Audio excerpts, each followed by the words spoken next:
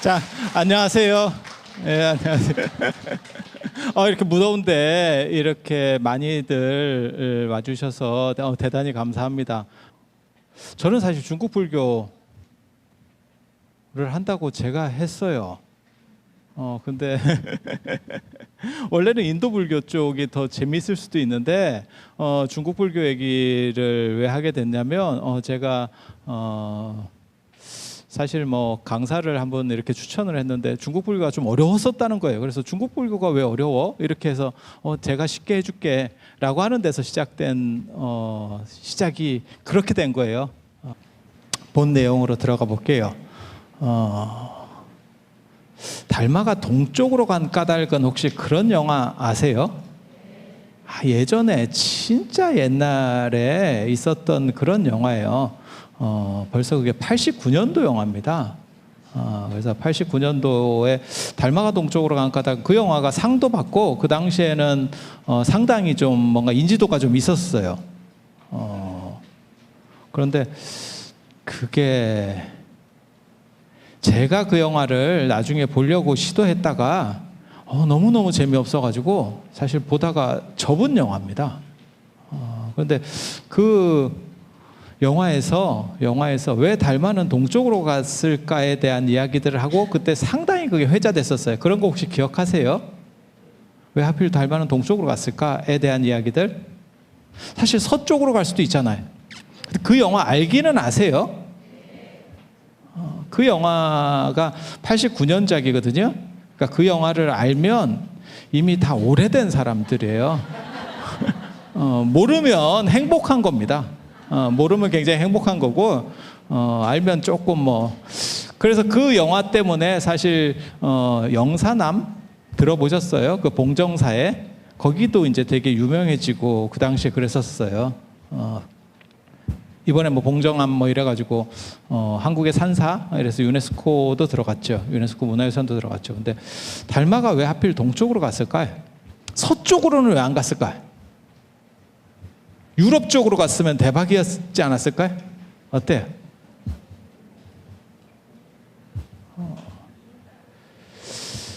사실 불교가 서쪽으로 갔으면 더 재밌었을 수도 있어요.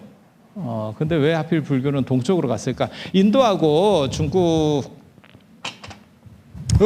붙어 있어요.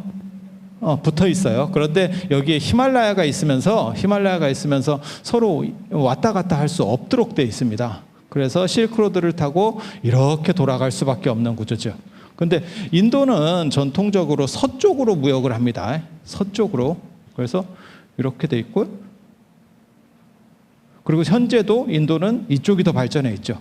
마치 우리가 동쪽이 발전해 있듯이, 아니면 중국도 동쪽이 발전해 있죠. 근데 인도 쪽은 서쪽이 발전해 있어요. 그래서 인더스 문명 시대 때부터 메소포타미아 문명하고 무역을 했다는 거예요. 굉장히 재밌어요. 그래서 서쪽으로 계속 왔다 갔다 하고 있는 거거든요. 그런데 왜 가까운 서쪽을 놔두고 왜 삥 돌아서, 이게 말이 실크로드지 저게 거의 죽음의 길인데 저 길을 돌아서 불교는 동쪽으로 왔을까요? 참 그게 진기하지. 만약에 불교가 서쪽으로 갔으면 기독교가 없어졌을 수도 있어요. 불교가 서쪽으로 갔으면. 왜 그런 일이 벌어졌을까? 그리고 이게 가능하다면, 인도가에서 불교가 이쪽으로도 가능하다면 왜 중국에서 중국 유교나 이런 것들은 인도로 못 들어갔을까? 그 역도 가능하잖아요. 왜 그랬을까?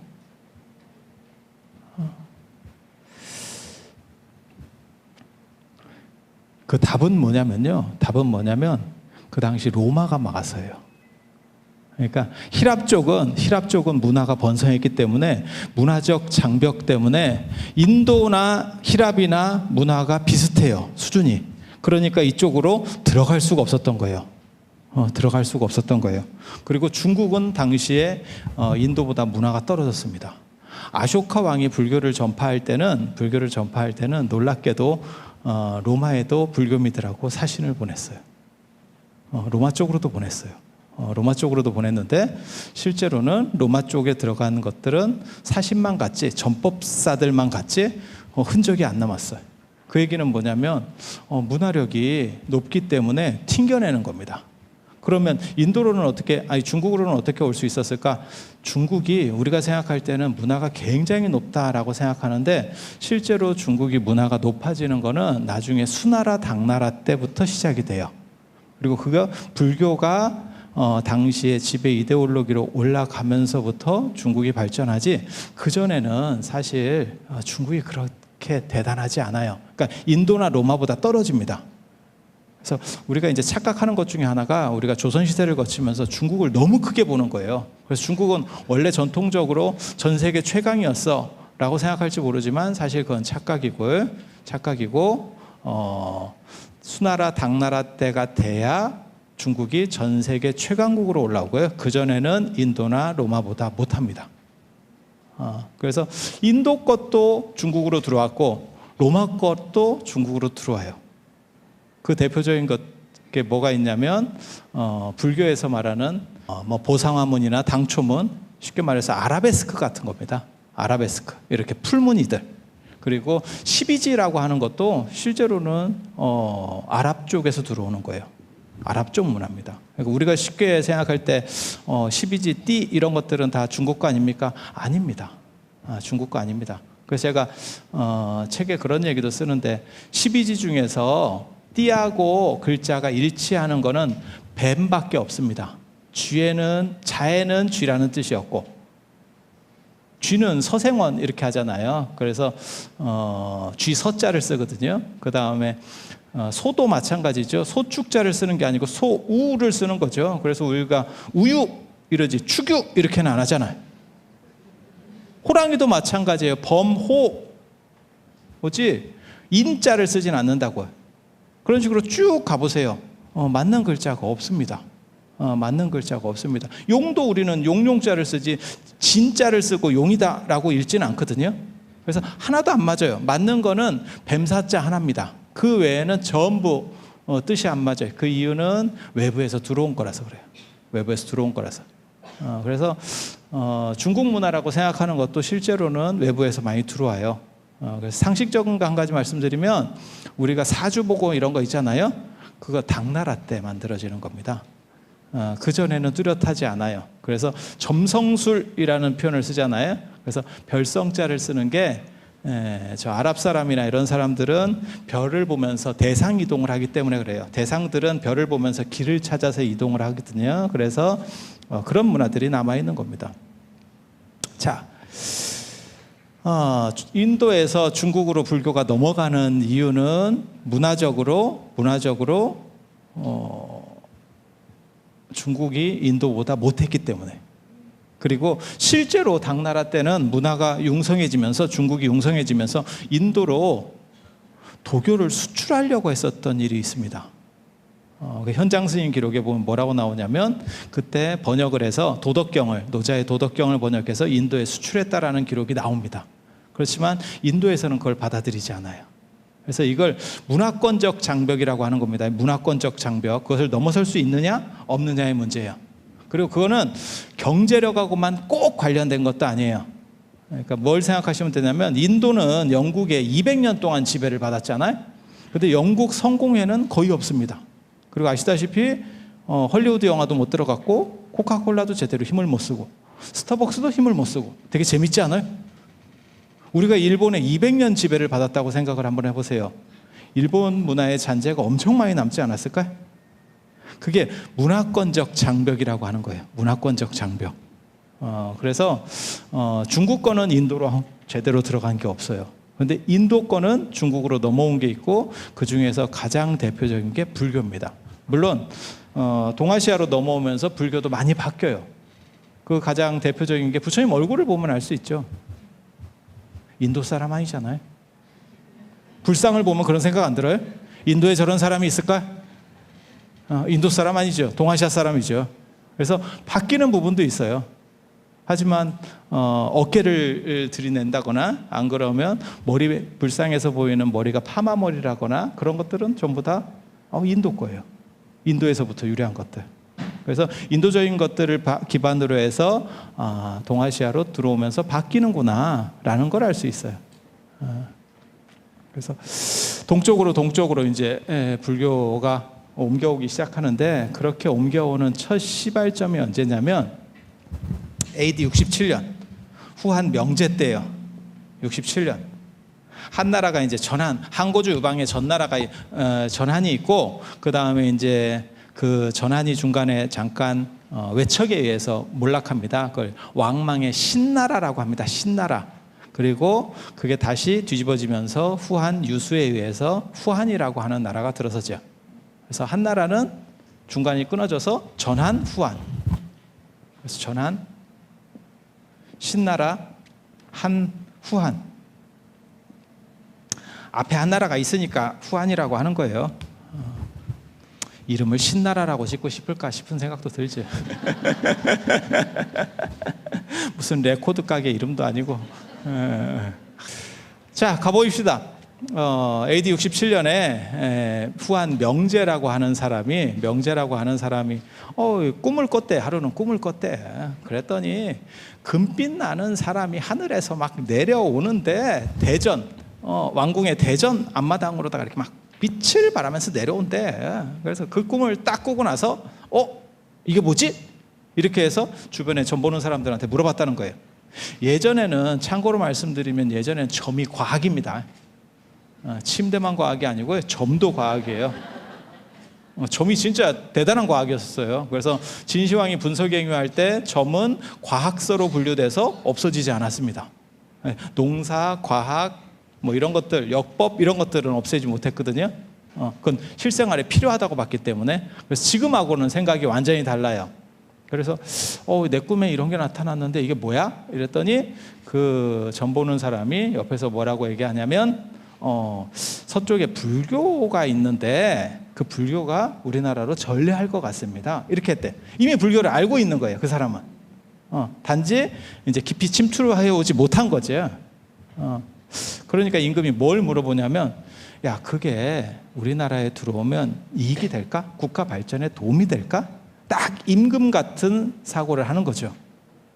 그리고 저는 사실 이런 식으로 판단하는 임금들 되게 좋아합니다. 그렇잖아요. 일단 위정자라면 백성들이 사는 문제부터 얘기를 해야 되거든요. 그것이 나에게 맞아가 아니고 국민들에게 맞아? 국민들을 이렇게 할 수 있어? 라고 물어봤대요. 그래서 그랬더니 그렇게 될 것 같은데요. 그래? 그러면 기다리지 말고 사신을 보내서 맞이하러 가자. 사신을 보냈대. 재밌는 얘기예요. 재밌는 얘기. 그래서 그 당시 수도가 낙양이었는데 낙양에서 실크로드를 역으로 갑니다. 낙양에서 이제 역으로 가. 그 가는 와중에 이 사신이 누구를 만났냐면 가섭마등과 축법난이라는 스님을 만났대요. 가섭마등과 축법난이라는 이 양반들이 백마에다가 가섭마등, 축법난이라는 스님인데 백마에다가 사리, 경전, 그 다음에 불상을 이렇게 싣고 오고 있더래. 그 경전 이름이 42장경이에요. 중국 불교사에서 첫 장에서 나오는 경전 42장경. 나중에 논란이 많이 되는 경전이에요. 그리고 되게 짧습니다. 그래서 가섭마등과 축법난 스님이 오고 있었대. 그러니까 오니까 사신이 이제 물어보는 거예요. 당신들은 누굽니까? 특이한 복장을 하고 있는데 이렇게 물어보니까 나는 인도 쪽에서 오는 불교를 전하려고 지금 오고 있는 스님입니다. 이렇게 얘기하니까 사신이 굉장히 좋아했대. 왜 좋아했을까요? 안 가도 되니까. 인도까지 안 가도 되니까. 얼마나 좋아. 그래가지고 그러면 나랑 같이 갑시다. 이래가지고 이 양반들을 모시고 낙양으로 갔다는 거예요. 낙양으로 갔더니 이 양반들을 어디다가 모셔야 될까라고 생각을 했는데 마땅치가 않더래. 절이 있는 것도 아니고 그래서 어디다 모셨냐면 영빈관에다 모셨어요. 영빈관에다. 그냥 외국 사신으로 봐서 영빈관에 모셔 이렇게 했는데 그 당시 영빈관 이름이 홍로시예요. 그래서 홍로시에 모셔 이렇게 시작된 거예요. 이 양반들 진짜 대단하다. 이 양반들 진짜 대단해. 왜 대단하다고 얘기하냐면 이게 관청시자라고 하는 거거든요. 글자를 쓰면 놀랍게도 이 글자입니다. 절사자입니다. 절사자입니다. 이걸 원래 관청이라는 의미로 쓰는 글자고 시라고 읽는 거예요. 시라고. 그래서 이 앞에 말씀원이 붙으면 우리가 읽는 시, 옥수수 잎에 빗방울이 떨어지면 이런 시가 되는 거예요. 그 다음에 여기다가 날일자가 붙으면 시간 할 때 시자가 되는 거예요. 그래서 이게 시 발음입니다. 그런데 저걸 잠시 영빈관에 가서 있으라고 했더니 나중에 우리 선배들이 거기에 눌러 앉았어요. 이런 정신 자세 필요합니다. 그리고 이제 좀 쪽팔리니까 시에다가 점 하나를 찍어서 사로 만드는 사건이 벌어져요. 노래에도 있잖아요. 님이라는 글자에 점 하나를 찍으면 남이 되는 무슨 점 하나 찍고 그 옛날에 그거 나왔었잖아요. 그 여자 이렇게 복수하는 걸 그런 거 비슷한 거예요. 관청에 잠깐 머무르라 했더니 점 하나 찍어가지고 절로 바꾸는 굉장히 놀라운 이게 낙양에 있는 백마사라고 하는 절입니다. 백마사. 왜 백마사가 되냐면 아까 백마의 이러한 성물들을 가지고 모셔왔다 그랬잖아요. 근데 그 백마가 저 절 앞에 가니까 저 홍로시 앞에 가니까 애가 죽었대. 왜 죽었겠어요? 힘들어서. 얼마나 애가 됐으면 고생했으면 죽었겠어. 그래서 우리는 무슨 교훈을 얻을 수 있어요? 좀 짐을 아무리 짐승이라 좀 덜 실어야겠구나 이런 교훈을 얻을 수 있지. 그래서 저걸 기념해서 백마사라고 나중에 이름이 붙게 돼요. 백마사라고 붙고 그 다음에 재밌는 거는 저 백마의 이야기 때문에 서유기를 보면 현장 스님이 백마를 타고 가는 설정으로 그게 그 백마가 다시 살아나서 서유기 속으로 들어가요. 그래서 손오공 사오정 저팔계만 가는 게 아니고 백마가 가잖아요. 그 용마라고 그래서 용이 변신해서 뭐 말이 가고 뭐 이런 거 있습니다. 그렇게 해서 저기서 계속 눌러 앉으면서 이렇게 살고 있다는 거예요. 그러니까 그러면서 사부작 포교를 한다. 참 이 굴러온 돌이 박힌 돌을 파내는 그런 형상이거든요. 그래서 그렇게 행동을 하니까 그 당시에 도교가 있었어요. 중국의 도교. 그래서 오학도사라고 하는 게 있습니다. 오학도사.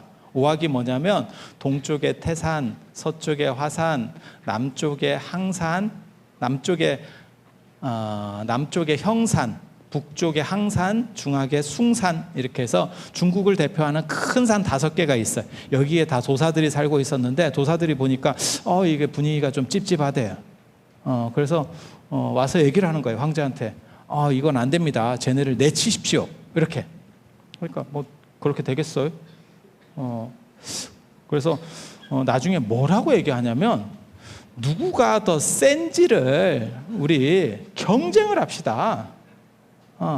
그래서 황제한테 뭘 제안했냐면요. 왜 그런 얘기를 하는지 저도 잘 모르겠습니다. 황제한테 뭐라 하냐면 나를 잡아서 도교하고 이 백마사 앞에서 도교하고 불교가 단을 차린대요. 단을 차리고 그 위에다가 도교의 성물들을 올려놓고 여기에 이제 불상, 사리, 그 다음에 경전을 올려놓고 일시에 불을 뗀대. 그래서 안 타는 쪽이 이긴대요. 기도를 해서 안 타는 쪽이 이긴대. 이거 세다. 저 같으면 절대 저렇게 안 하는데 그냥 말싸움 하작하면 이기기 쉽거든요. 왜? 외국인이잖아. 외국인이면 이게 뭐 머리가 좋아도 이게 말 배우는데 시간이 많이 걸리거든. 말싸움을 하면 될 건데 쓸데없는 짓을 했어요. 그렇게 해서 나를 잡아가지고 황제를 배석시키고 거기다가 기도를 하면서 불을 붙였대. 그래서 도교에는 천존상을 올려놓고 경전을 올려놓고 해서 불을 붙였대. 그랬더니 어떻게 됐을 것 같아요? 홀라당 탔어요. 그럼 나무나 종이로 된 게 불에 안 타겠어요? 여러분이 잘 몰라서 그러는데 종이는 불에 탑니다. 그런 거예요. 그래서 홀라당 탔대.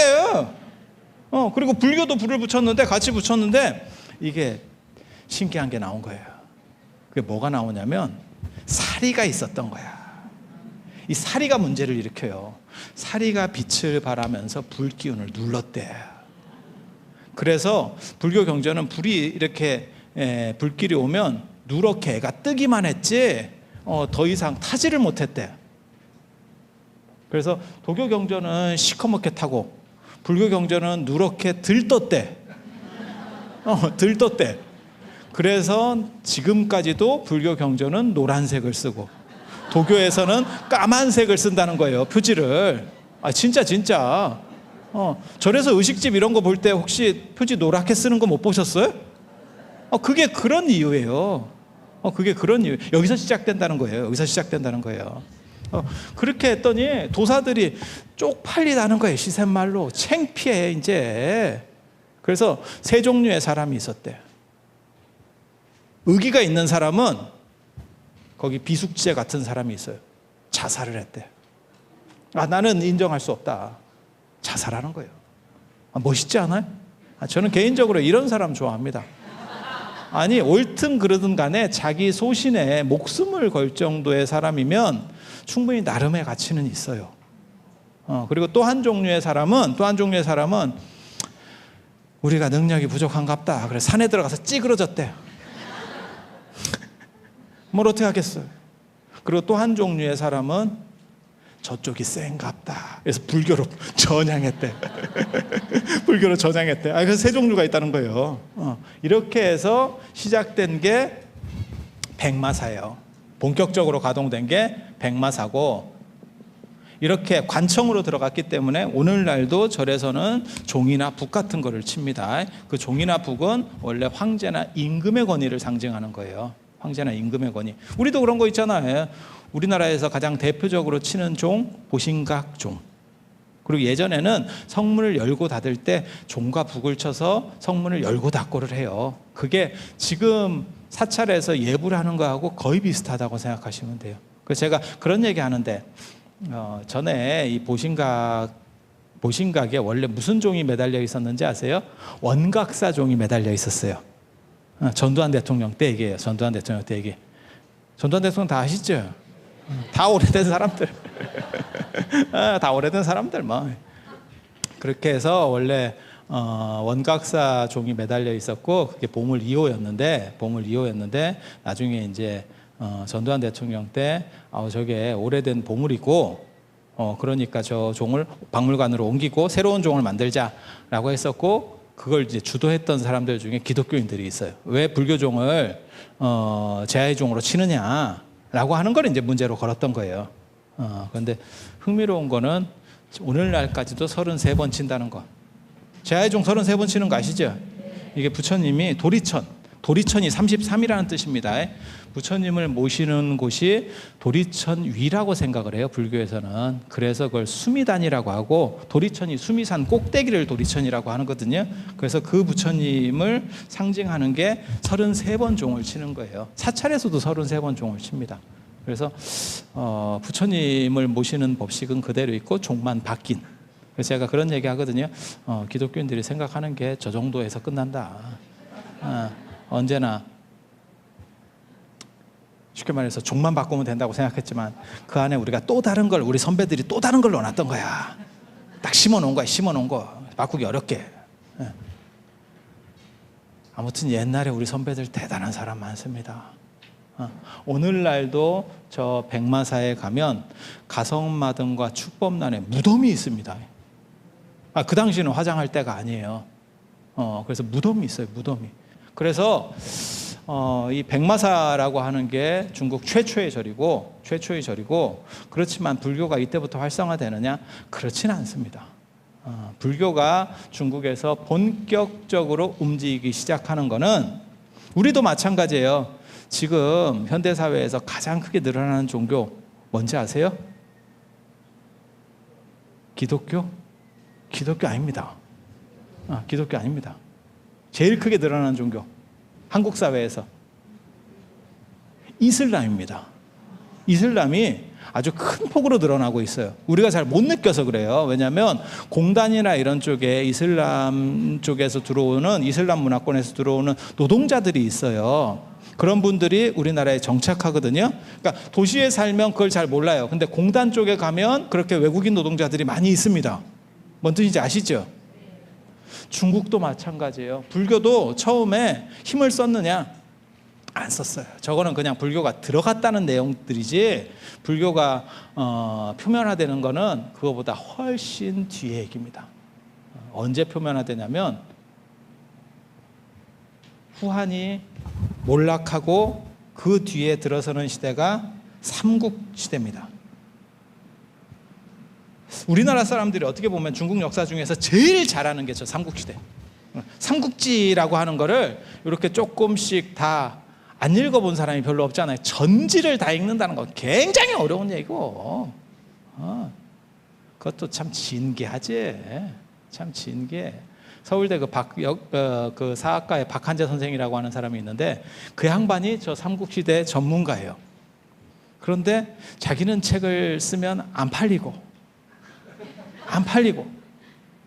이문열은 전공자도 아닌데 더럽게 잘 팔아먹고 있다.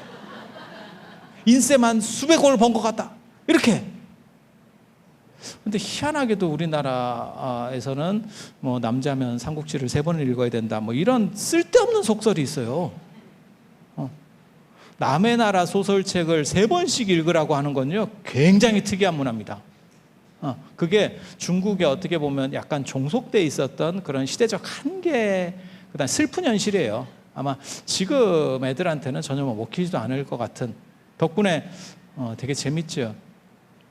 뭐가 재밌냐면, 머리 좋은 사람 하면 제갈량이 떠오르고, 장군 하면 관우가 떠올라요. 을지문덕이나 뭐 이런 사람들, 우리 강감찬 장군, 뭐 이순신 장군, 김유신 장군, 이런 사람은 관우한테 게임도 안 돼. 근데 더 웃기는 건 관우는 제대로 못 이겼어요. 그 나라가 망하고 자기 몸도 결국 목이 잘려서 분리돼서 죽었죠. 그렇게 생각하면 사실 우리나라 장군들이 훨씬 더 대단한 거거든요. 그리고 전 세계 전쟁사에서 가장 대단한 장군은 사실은 한 방에 끝낸 장군으로만 치면 을지문덕이에요.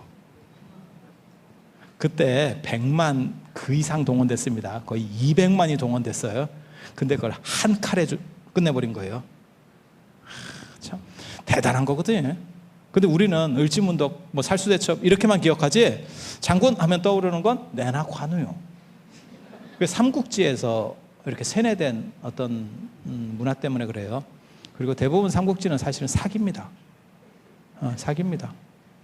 그래서 관우가 움직일 때는 1대1로 싸우던 시절도 아니에요. 그건 나중에 원나라 때부터 경극이라는 게 발전을 해요. 그러니까 무대 위에서 전쟁을 해야 되는 거야.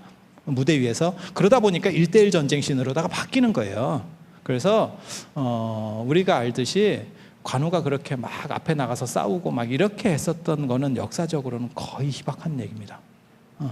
지금 장군들처럼 뒤에 짱 박혀서 싸우는 거예요. 앞에 나가는 거는 일반 민병대들이 나가는 거고, 쭉 일반 보병들이 나가는 거고. 그래서 시절 자체가 달라요. 그래서 삼국지라고 하는 문화는 굉장히 재밌는데, 그걸 통해서 뭘 최소한 알 수 있냐면, 삼국시대가 처음 시작될 때, 군웅들이 할거할 때를 보면, 그때 어디서 시작되냐면, 삼국지를 처음을 딱 열면 누가 나오냐면 황건적의 난에서 시작돼요. 황건적이 노란색 요 테두리를 두르고 나오는, 노란색 수건으로 머리를 감고 나오는 사람들이에요. 역사책에 보면 고려시대 때 보면 홍건적의 침입 이런 것도 있거든요. 홍건적은 빨간 띠 두르고 오는 놈입니다. 황건적은 노란 띠. 되게 구분하기도 쉽죠. 띠만 메고 오니까. 근데 그 황건적들이 뭐 하는 사람들이냐면 도교예요. 도교입니다. 도교 중에서 태평도라고 하는 도교예요. 뭐 생각하시면 되냐면, 우리식으로 말하면 동학 농민운동 이런 거 할 때 그 군군강강 이런 주문을 외우면 총알이 안 들어온대. 그때 용감한 얘기했다. 총알이 안 들어온대. 안 들어왔겠어요? 아까 불타는 거하고 똑같지. 일본 기관총에 끝났지. 근데 그게 저 후한 말에 삼국시대에는 그런 방식이 먹힙니다. 왜? 칼이나 화살은 실제로 안 들어올 수도 있거든. 상황에 따라서. 아니 그렇지 않아요? 이게 일제강점기 때만 하더라도 무기 차이라고 하는 걸 극복할 방법은 없어요. 그런데 삼국지대에는 사실은 저희 어느 정도 가능하거든요. 용감하면 이길 수 있어요. 그래서 나는 신이 보호해주는 하느님이 보호해주는 어떤 강력한 뭔가 에너지가 있어 라고 하면 사람이 훨씬 용감하게 싸울 수 있다는 거예요. 그래서 걔네들이 나라를 뒤집으려고 일어난 게 사실은 황건적입니다. 그 시대를 보면 뭐가 나오냐면 도교가 그렇게 난을 일으켰다는 건 유교가 기능을 못했다는 뜻이에요. 그리고 삼국지를 통틀어도 유교적인 인물이 없습니다. 잘 나가는 사람들이 다 누구냐면 술사 계열이에요. 도교 쪽 계열입니다. 그러니까 제갈량도 뭐 도수를 부리잖아요. 막 머리를 풀어 헤치고 뭐 어쩌고 이런 도사 계열이고, 방통이라는 사람도 그렇고 여몽이라는 사람도 그렇고 대부분 다 이게 책사, 술사 계열들이지 유교가 아닙니다. 그래서 유교가 없는 거예요. 유교가 없다는 건 뭔 뜻이에요? 중국이 사상적으로 무주공산이에요. 지키는 사람이 없는 거예요. 마치 우리가 일제강점기 끝나고 정체성에 혼란을 겪고 있을 때 기독교가 들어오는 것처럼 그때 불교가 잠복해 있다가 드디어 표면화됩니다. 표면화된다고.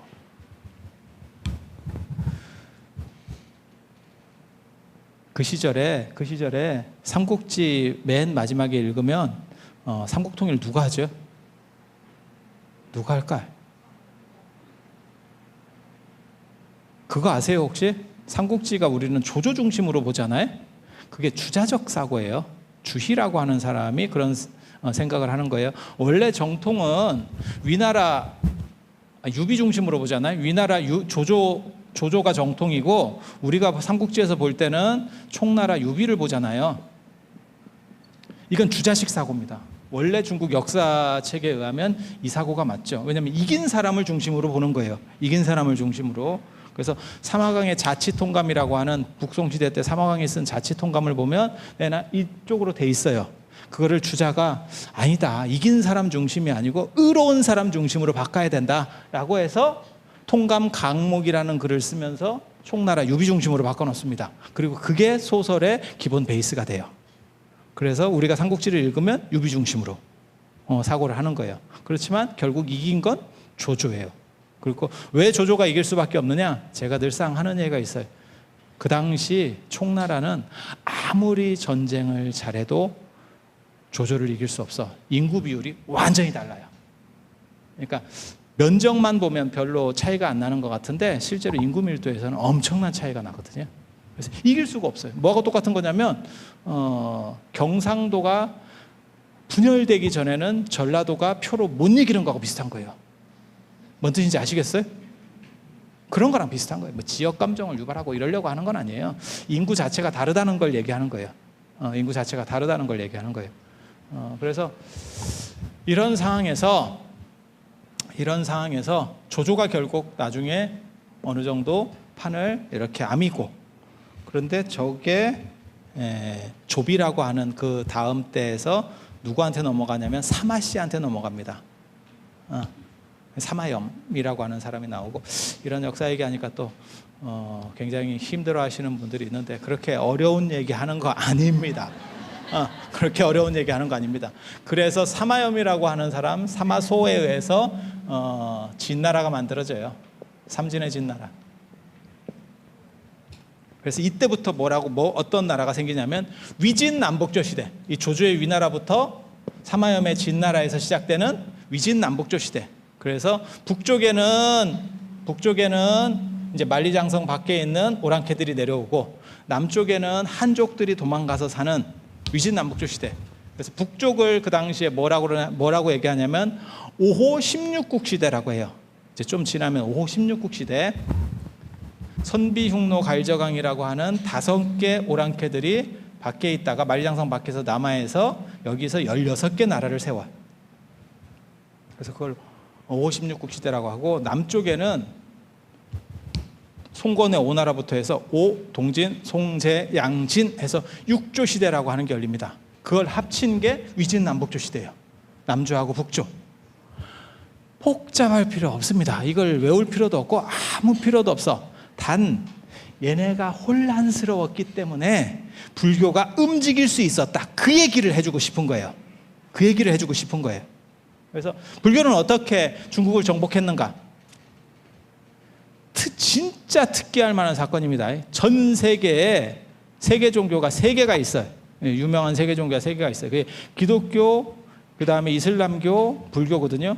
가장 종교 인구가 많은 거는 이슬람입니다. 두 번째는 천주교입니다. 그 다음에 세 번째가 불교고, 개신교는 사실 얼마 안 돼요. 개신교는 얼마 안 돼요. 그래서 제가 농담 삼아 얘기할 때 그렇게 얘기하거든요. 개신교하고 천주교의 관계는 천주교가 축구면 개신교는 야구다. 야구하는 나라는 얼마 안 된다. 실제로.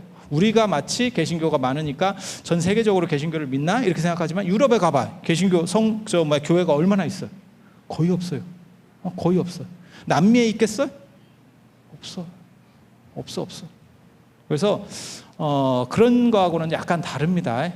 그런데 굉장히 재밌는 게 이슬람도 그렇고 천주교도 그렇고 새로운 문화권을 점령해 본 적은 없어요. 봐봐. 인도하고 인도 차이나 반도 제일 불쌍한 놈들이 이놈들이에요.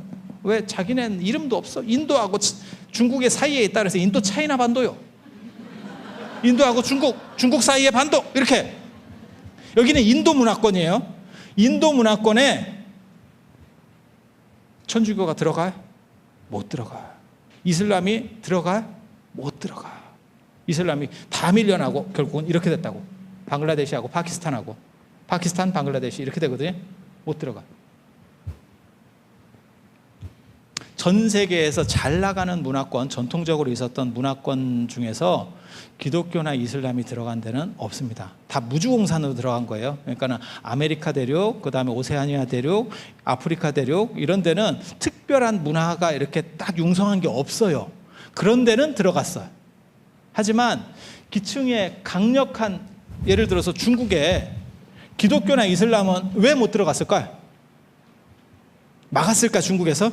중국은 땅덩어리가 커서 막지도 못해요. 막지도 못해. 황제가 자기 땅이 어디까지인지를 몰라요. 정확하게 말하면. 진짜.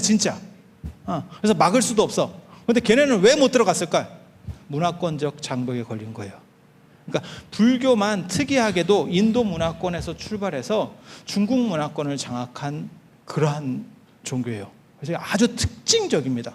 그리고 더 재밌는 건 본토에서는 없어졌어요.